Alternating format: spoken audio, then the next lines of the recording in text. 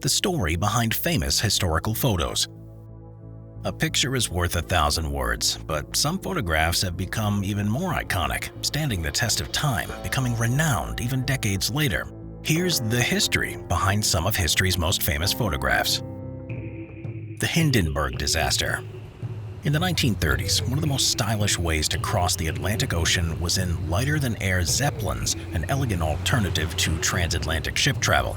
One of the largest and most famous of these craft was the Hindenburg, operated by the German Zeppelin Airline Company. The airship had already completed multiple transatlantic voyages the year before the disaster, including extended journeys to Rio de Janeiro in Brazil. On May 3, 1937, the Hindenburg departed from Frankfurt, Germany, its destination being the Naval Air Station Lakehurst, located in Manchester Township, New Jersey, just outside of New York City. The journey across the Atlantic was uneventful, though the course was rerouted in order to avoid heavy thunderstorms. On May 6, 1937, the Hindenburg approached the docking station at Lakehurst, delayed several hours due to the weather conditions. At 7 p.m. local time, the airship approached the docking platform. Captain Max Pruss was forced to make a series of sharp turns to keep the nose of the craft aligned with the tower. Mooring lines were dropped and the Hindenburg was being lowered to the station, ready to unload its passengers. What happened next is a mystery even to this day. At 7:25 p.m., a fire broke out somewhere on the craft. Most eyewitnesses claim it started near the stern, although accounts do vary. The gigantic airship, filled with highly flammable hydrogen, erupted in flames. The rear of the Hindenburg dipped towards the ground as the flames spread over it, and soon the Zeppelin crashed to the earth less than a minute after the initial fire.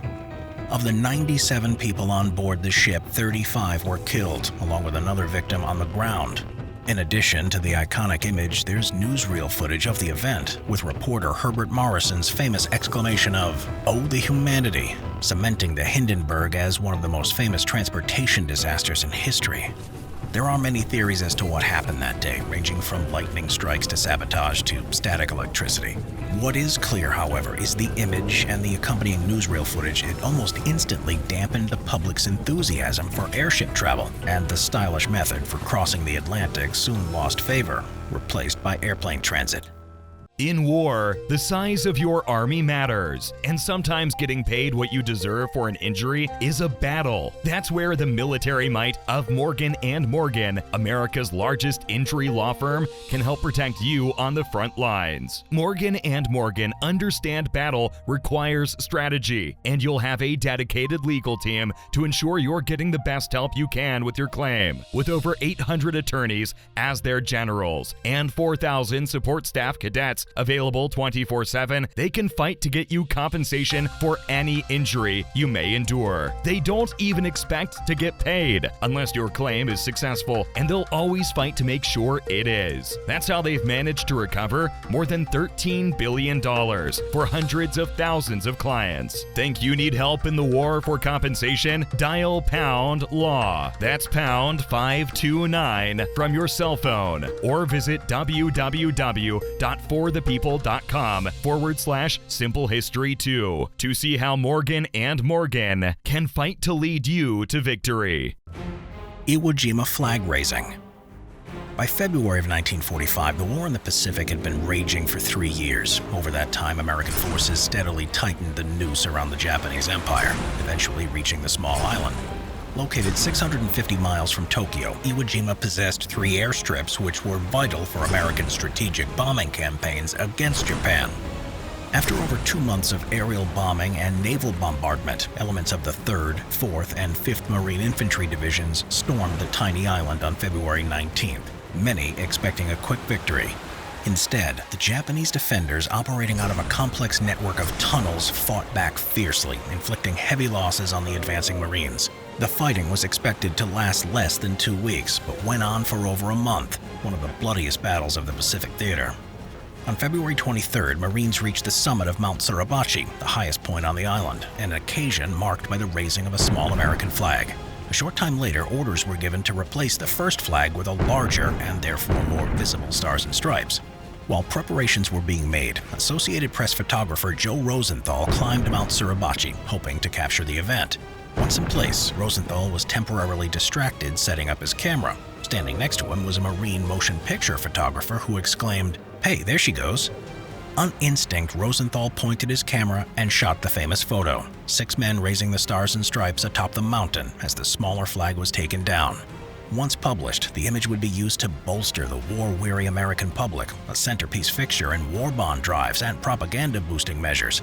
In spite of the triumphant tone of the image, the battle for Iwo Jima was far from over, raging on until March 26th, far longer than initially expected.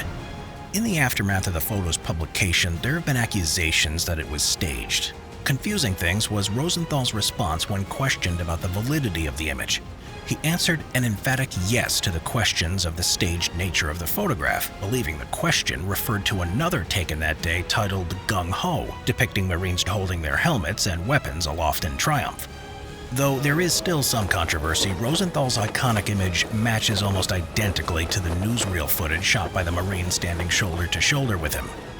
Staged or not, the flag raising on Iwo Jima is still one of the most famous and powerful images of war ever captured. Viet Cong execution.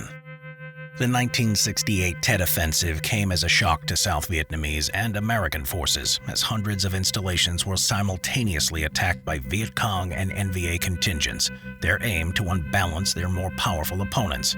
During the course of the offensive, some of the heaviest fighting would take place in the South Vietnamese capital of Saigon, where images of the fighting would be broadcast into the homes of everyday Americans, further fueling the anti-war movement. One of the most famous photographs of the attack on Saigon was the execution of Nguyen Van Lem at the hands of General Nguyen Ngoc Loan, captured by Associated Press photographer Eddie Adams. The casual brutality of a summary execution of an unarmed man shocked Americans, adding fuel to the ever-growing anti-war movement. Many were appalled that Americans were fighting and even dying to uphold a regime that acted with such callous disregard for human life, even if enemies. Though the Tet Offensive was a military disaster, it was a resounding political victory for the communist forces. Pictures like the execution were pivotal in turning American support away from the war effort and demanding American troops return home. There is still, however, more to the story than meets the eye. Nguyen Van Lem was a member of a so-called VC Revenge Squad, whose task was to infiltrate Saigon and assassinate prominent members of the South Vietnamese police force or their families if the officers couldn't be found. While fighting continued throughout the city, Lem was captured by South Vietnamese soldiers at a mass grave, including police officer Nguyen Tuan and 6 members of his family. Lem was brought to Loan, who drew his revolver. Adams raised his camera, expecting to record the general interrogating the prisoner. Instead, as Adams clicked the shutter, Loan fired, the camera capturing the instant the bullet struck Lem's head. After the war, Loan would move to the United States, where his infamy would haunt him for the rest of his life, being ostracized wherever he tried to settle down. Adams expressed regret for the impact of his photograph, stating, "2 people died in that photograph, the recipient of the bullet and General Nguyen Ngoc Loan. The general killed the Viet Cong. I killed the general with my camera. Still, photographs are the most powerful weapons in the world. People believe them, but photographs do lie, even without manipulation. They are only half-truths." A single, well-timed photograph can convey a much more powerful impact than the footage of the event.